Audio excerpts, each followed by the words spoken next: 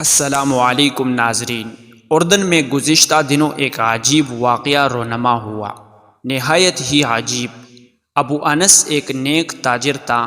اس کا چھوٹا بھائی یونیورسٹی میں پڑھتا تھا، جس کے جملہ اخراجات ابو انس پورے کرتا۔ کچھ عرصے بعد ابو انس کا نوجوانی میں ہی انتقال ہو گیا۔ لواحقین میں نوجوان بیوہ اور ایک بیٹا انس رہ گیا۔ کچھ دن بعد ابو انس کا چھوٹا بھائی بھی اس کے گھر منتقل ہوا اور یہ آسرا دیا کہ مرحوم بھائی کی تجارت سنبھالنے کے ساتھ ساتھ یتیم اور بیوہ کی کفالت بھی میں کروں گا۔ کچھ وقت تو معاملہ ٹھیک چلتا رہا، بعد میں اس کی نیت میں فتور آ گیا۔ اس نے چپکے سے ساری جائیداد اپنے نام کرائی اور راتوں رات سب کچھ فروخت کر کے امریکہ بھاگ گیا۔ پیچھے یتیم اور اس کی ماں سڑک پہ آ گئے۔ اس بدبخت نے امریکہ جا کر گاڑیوں کا کاروبار سیٹ کر دیا اور ایک گوری لڑکی سے شادی بھی کر لی۔ اس کا بزنس چمک اٹھا اور یہ ارب پتی بن گیا۔ 15 برس بعد اسے خیال آیا کہ اب وطن واپس جانا چاہیے۔ یہ سوچ کر وہ اردن آ گیا اور پھر یہی بزنس کرنے کا ارادہ بنا۔ اس نے عزینہ کے علاقے میں ایک بڑی جگہ خریدی اور اس پہ شاندار بلڈنگ بھی تعمیر کر دی۔ پھر یہاں بھی گاڑیوں کا بزنس شروع کر دیا۔ کچھ عرصے میں ہی اردن بھر میں اس کا ڈنکا بجنے لگا۔ ادھر انس اور اس کی ماں انتہائی بے بسی سے رات دن گزارتے رہے۔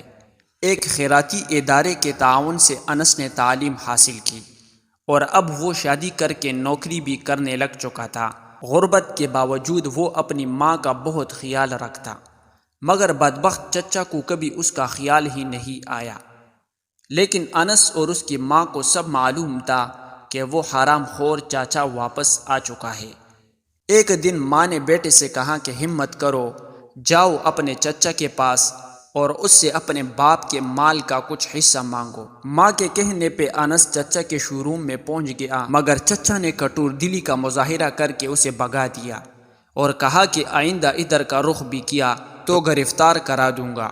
وہ بوجھل قدموں کے ساتھ ماں کے پاس واپس آیا اور سارا ماجرا سنایا۔ بیوہ سوائے بددعا کے کیا کر سکتی تھی؟ اس حرام خور بزنس مین نے اب اردن میں رہنے کا فیصلہ کیا تھا۔ وہ ایک جنت نما محل تعمیر کر چکا تھا اور اب اس نے بیوی بچوں کو اپنے پاس اردن بلا لیا۔ ادھر وہ لوگ امریکہ سے روانہ ہوئے اور ادھر یہ بدبخت انہیں لینے کے لیے اپنی نئی ماڈل کی پرتعیش گاڑی لے کر ایئرپورٹ روانہ ہوا۔ جب وہ ایئرپورٹ سے باہر نکلے تو یہ سب اس نئی گاڑی میں سوار ہو کر اپنے محل کی طرف چل پڑے۔ یہ سارا منظر دیکھ کر فرشتہ اجل ہنس رہا تھا۔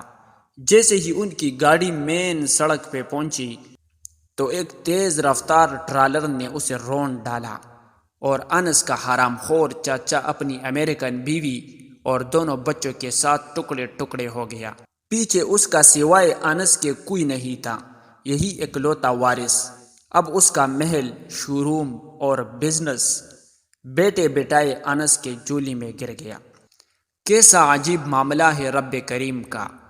اس نے یتیم کے مال کو کئی گنا بڑھا کر اسے لوٹا دیا۔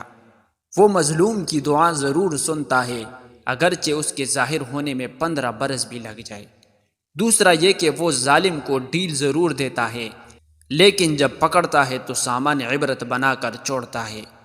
تیسرا یہ کہ حرام کا انجام کبھی اچھا نہیں ہوتا۔ اس لیے میرے نبی کریم صلی اللہ علیہ وسلم نے فرمایا کہ مال حرام سے پلنے والے جسم کا زیادہ حقدار دوزخ ہے۔ اللہ پاک ہم سب کو حرام سے بچائے اور حلال ہی پہ اکتفا کی توفیق عطا فرمائے۔ آمین۔